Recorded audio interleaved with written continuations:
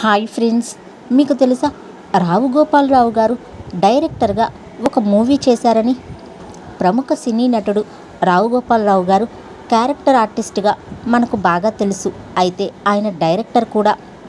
దాదాపు 60 ఏళ్ల నాడే ఆయన నాటకాలకు డైరెక్షన్ వహించారు. అప్పట్లో కాకినాడ కేంద్రంగా ఆయన తన నాటక ప్రస్థానాన్ని కొనసాగించారు. ఓ పక్క నటునిగా, మరోవైపు డైరెక్టర్గా కళారంగ సేవ కూడా చేశారు. అందుకు ఉదాహరణ ఈ ఆహ్వాన పత్రం.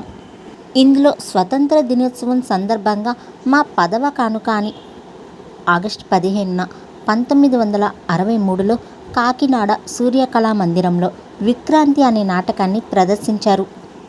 సైనికుల కష్టాన్ని సమాజానికి తెలిపే విధంగా నాటిమేటి రచయిత డాక్టర్ కొర్రాపాటి గంగాధర్రావు గారు ఈ నాటకాన్ని రచించారు. కాకినాడ సూర్యకళా మందిరంలో 1963 ఆగస్టు 15వ తేదీ రాత్రి ఈ నాటకాన్ని ప్రదర్శించారు. ఈ నాటకం పేరు విక్రాంతి. ఖాదీ కమిషన్ విజ్ఞాన మండలి సంస్థ ఈ నాటకాన్ని సమర్పించింది. ఈ నాటకానికి డైరెక్టర్ శ్రీ రావు గోపాలరావు గారు.